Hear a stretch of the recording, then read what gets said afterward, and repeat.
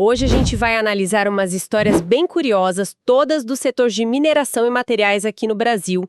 Temos um material que mostra, assim, uma empresa que pode sair da bolsa, uma gigante que subiu demais e agora o mercado questiona, e outra famosa pelos dividendos, onde o preço de entrada parece ser a chave de tudo. A ideia é entender o que está por trás, né? Exatamente. São 3 casos que, quando a gente olha junto, pintam um quadro muito bom do que é investir em empresas cíclicas. Vamos ver os detalhes, as estratégias, os sinais que o mercado dá e como, às vezes, a história por trás de uma alta... É bem diferente do que parece. Perfeito. Então, vamos começar com a Companhia Brasileira de Alumínio, a CBA. O que salta aos olhos aqui é que a ação subiu mais de 250% em poucos meses. Com um número desses, eu imagino que a empresa estava com resultados espetaculares para justificar, certo? Então, e é aí que a história fica muito interessante. Porque a realidade foi, na verdade, o oposto. Essa alta toda não teve a ver com o desempenho da empresa.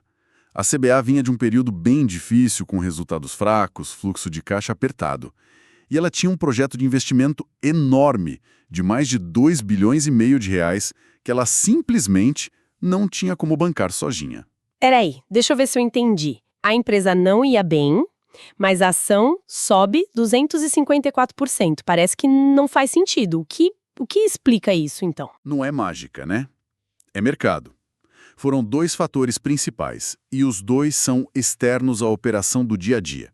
O primeiro foi a alta do preço do alumínio no mercado internacional, que subiu mais de 40%. Isso ajuda, claro.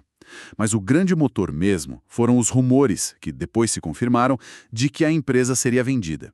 O mercado começou a antecipar uma oferta. Ah, agora as peças encaixam. O controlador, o Grupo Votorantim, decidiu vender a participação dele. E quem está comprando? É uma parceria de peso, uma gigante chinesa do setor junto com a Rio Tinto, que é uma das 3 maiores mineradoras do mundo. Eles fizeram uma proposta para comprar parte da Votorantim, que é de quase 70%. E aí, quando isso acontece, a lei obriga que a mesma oferta vá para todos os outros acionistas. E é aí que entra a história do fechamento de capital. Como é que isso funciona para quem tem poucas ações? Exato. Isso dispara um processo que a gente chama de OPA, a Oferta Pública de Aquisição. Na prática, é um convite, ou melhor, uma obrigação para que todos os outros acionistas vendam suas ações pelo preço combinado, que, nesse caso, está ali na casa dos R$ 10,50. E se a maioria aceitar, a empresa sai da bolsa? Isso. E, no fim, parece ser uma solução que beneficia todo mundo. Como assim? Pensa bem, a Votorantim vende sua parte por um ótimo preço, depois de uma valorização gigante. Os novos donos, a chinesa e a Rio Tinto, ganham uma porta de entrada estratégica na América Latina e têm o dinheiro para tocar aquele projeto que a CBA não conseguia. E o pequeno investidor? E quem investiu na empresa recebe R$ 10,50 por uma ação que 5 meses atrás valia menos de R$ 3. É um retorno espetacular. Faz todo sentido. É um caso clássico de que o valor estava na transação e não na operação do momento. Essa história da CBA, uma empresa com dificuldade sendo, digamos, salva por uma aquisição, contrasta muito com o que o material mostra sobre a Vale, né? Lá o problema não é a saúde da empresa.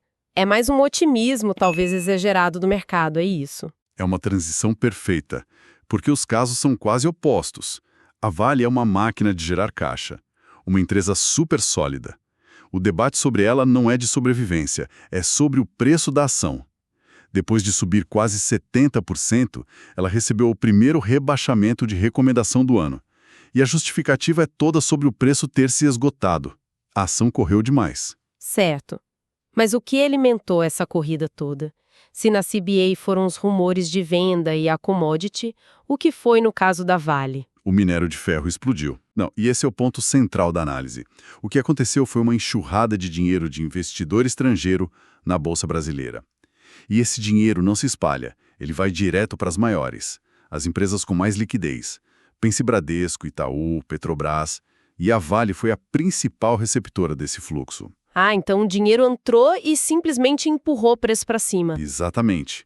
Empurrou o preço, mas sem uma mudança proporcional nos fundamentos da empresa. É o que o relatório chama de descolamento, né? Eu achei esse termo ótimo. O que exatamente se descolou aí? Foram dois descolamentos principais. Primeiro, o preço da ação da Vale disparou, enquanto o preço do minério de ferro, que é o produto dela, ficou praticamente de lado, sem grandes altas. Certo, primeiro descolamento. E o segundo? O segundo foi que o preço da ação subiu, mas os resultados da própria empresa, receita, lucro, também não acompanharam na mesma velocidade. Ficaram estáveis. Essa divergência é que causa o desconforto na análise. Entendi. É como ver o preço de um imóvel na praia dobrar no verão, não porque o imóvel melhorou, mas só porque chegou um monte de turista com dinheiro. Quando o verão acabar, o que sustenta aquele preço, né? A analogia é perfeita. O receio é esse. Se esse fluxo de capital estrangeiro diminui, o que sustentaria a cotação da Vale nesse patamar? A análise sugere que não seriam os fundamentos atuais. Por isso, a recomendação de que a gordura para queimar, ou seja, o potencial de alta, ficou muito pequeno. E tem um detalhe nos materiais que me chamou a atenção: a própria diretoria da empresa vendendo ações. Isso é um mau sinal, não é? Quer dizer, se quem está dentro vende, por que quem está fora deveria comprar? É um ponto que sempre merece atenção. O material destaca que a diretoria tinha comprado ações quando o preço estava bem mais baixo, ali perto dos R$ 50. E agora, recentemente, depois dessa alta forte, alguns diretores venderam a parte. Um deles vendeu mais de 3.000 ações, um valor de mais de R$ 200 mil.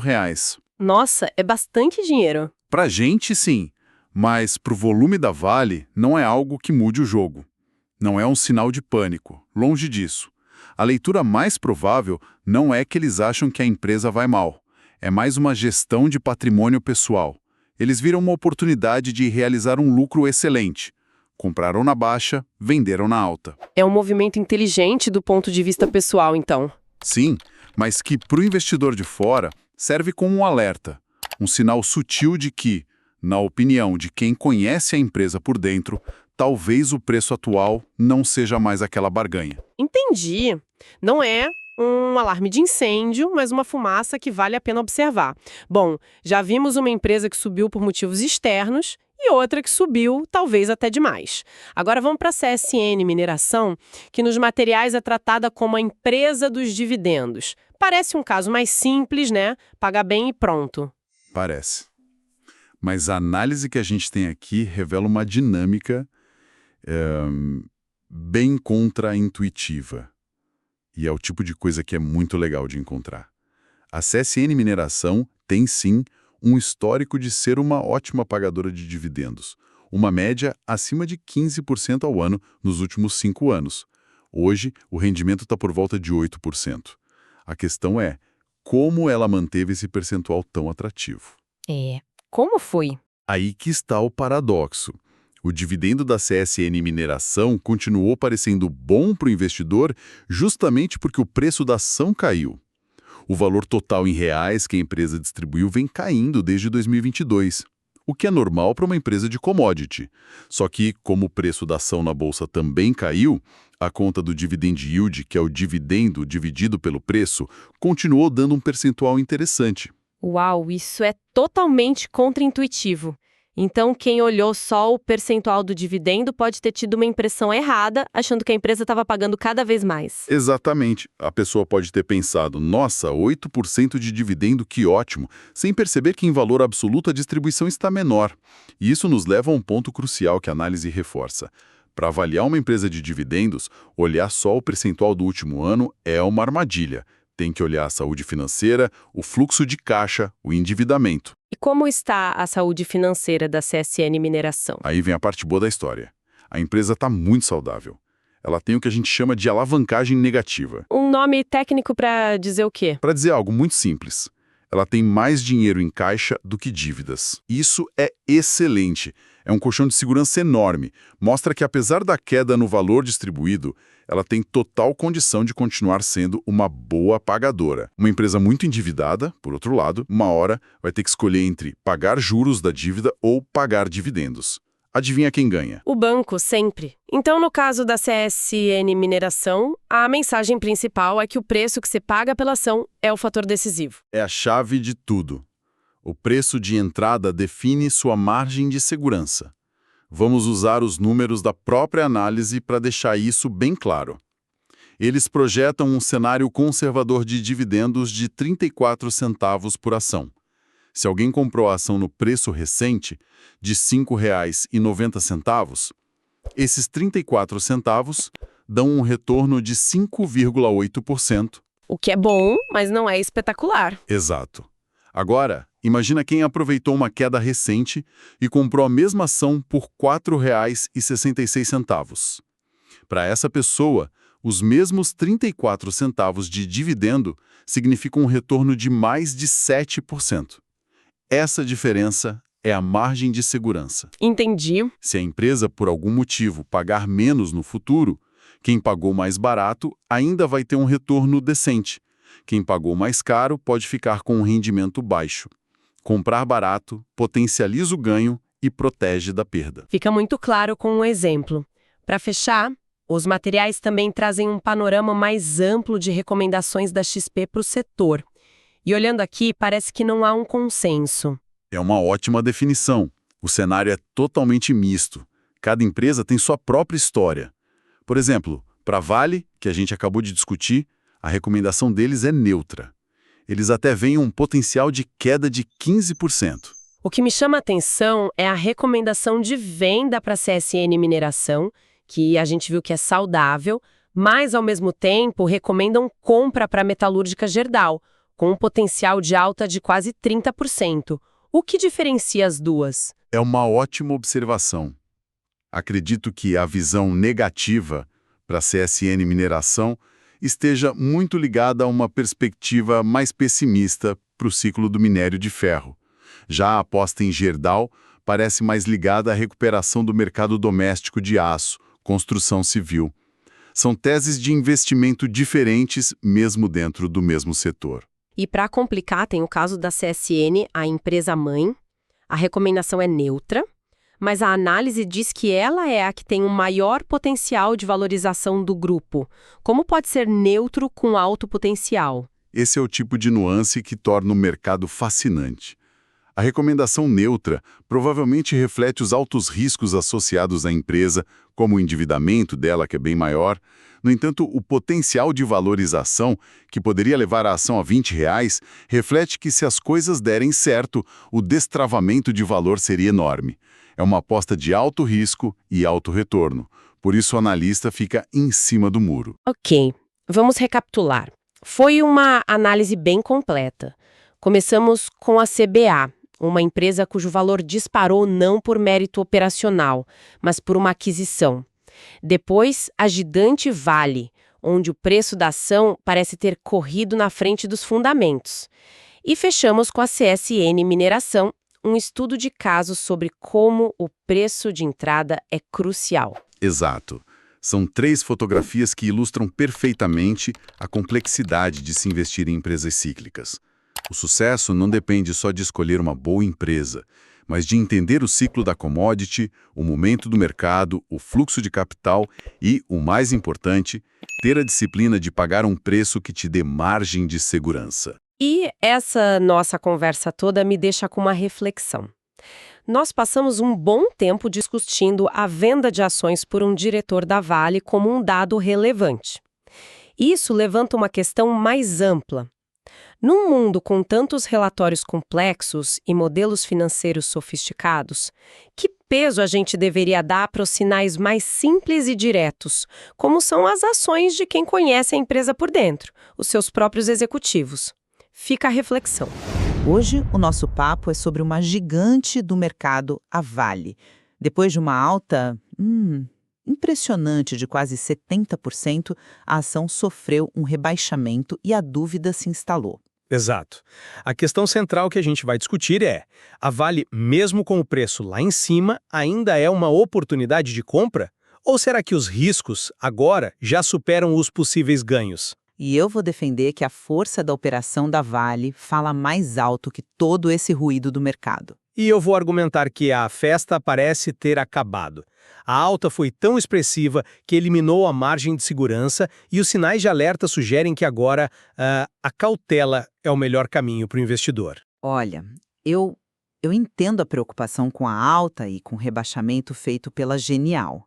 Mas vamos ser claros aqui. A análise deles é sobre o preço da ação, o valuation, e não sobre um problema na empresa, sabe? A verdade é que a operação da Vale continua redonda, funcionando muito bem. O desempenho recente tem sido excelente. E a projeção de dividendos, mesmo que ajustada de 12% para 8% ao ano, ainda é extremamente atrativa. O foco tem que ser na força de uma líder mundial, que tem vantagens que vão muito além do sobe e desce do preço da ação no curto prazo. A minha perspectiva é bem diferente. Essa valorização toda aconteceu enquanto o preço do minério de ferro, que é o que realmente gera receita para a empresa, andou de lado. Esse descolamento é muito preocupante. É como se o preço de um imóvel na praia disparasse, mas o valor do aluguel na região continuasse o mesmo. Em algum momento, a realidade bate a porta e os preços tendem a se ajustar. A própria análise da Genial projeta o minério a $95 a tonelada para 2026. Se isso acontecer, não estamos falando de uma pequena correção. Uma queda para esse patamar poderia reduzir o EBITDA da Vale em quase 30%, colocando até esse dividendo de 8% em risco e justificando um preço para ação muito mais perto dos R$60. E tem mais. A diretoria, que comprou ações na baixa, perto dos R$50, começou a vender. Não é o volume que importa, mas o padrão. Comprar na baixa e vender na alta. Isso sinaliza que, na visão deles, o grande ganho já passou. Eu vejo seu ponto, mas eu discordo da premissa. Ignorar a solidez da operação por causa de uma análise de preço me parece arriscado. A empresa está mais eficiente, está gerando mais caixa. Será que o mercado não pode estar simplesmente precificando essa melhora na gestão? O que justificaria um prêmio em relação à commodity? Que ganhos de eficiência específicos você enxerga que o mercado estaria ignorando a ponto de justificar uma queda tão brusca? A questão não é ignorar os ganhos de eficiência, mas sim perguntar se eles são suficientes para justificar essa diferença enorme entre a alta da ação e o preço do minério. Para mim, a conta não fecha. Uma empresa pode ser ótima, mas isso não significa que ela seja um bom investimento a qualquer preço. E isso me leva de volta ao sinal que a diretoria está dando. Você não acha que as pessoas com mais informação sobre o futuro da empresa, vendendo suas ações, é um sinal, no mínimo, relevante? Peraí, esse argumento da venda da diretoria, para mim, não me convence. Uma venda de R$200 mil é troco de pinga para um executivo desse nível. Isso pode ser para comprar um imóvel, pagar a faculdade do filho, qualquer motivo pessoal que não tem absolutamente nada a ver com a perspectiva para a empresa. É um dado muito fraco para basear uma tese de venda. Eu concordo que não era o sinal de pânico, mas me diga uma coisa. Se o preço está tão atrativo e a perspectiva é tão boa, por que não vemos o movimento contrário? A ausência de compras relevantes por parte da diretoria nesses patamares de preço também não é uma informação que a gente deveria considerar? O silêncio, às vezes, fala muito alto. No fim, meu ponto é que a Vale permanece uma empresa com fundamentos extremamente sólidos. Apostar contra ela no longo prazo é apostar contra uma das maiores e mais eficientes máquinas de gerar caixa do mundo. A volatilidade do preço e as análises de curto prazo, na minha visão, não anulam o valor intrínseco para um investidor que pensa no futuro. E a minha visão é que a margem de segurança simplesmente desapareceu. A combinação de uma alta acentuada, o descolamento do minério de ferro e a diretoria realizando lucros acende um grande sinal amarelo. Para mim, o risco de uma correção de preço no momento parece muito maior do que o potencial de ganho a partir daqui. Bom, essa discussão toda nos deixa com aquela pergunta clássica para o investidor. Você aposta na força da máquina, que é a operação da Vale, ou fica com o pé atrás por causa do preço na etiqueta, que parece ter subido mais rápido que o valor real do produto? Esse estudo não constitui nenhum serviço de análise ou recomendação. Este é um mercado de renda variável, bolsa de valores, onde o risco é inerente. Toda e qualquer decisão é de cada investidor. Um abraço e até a próxima.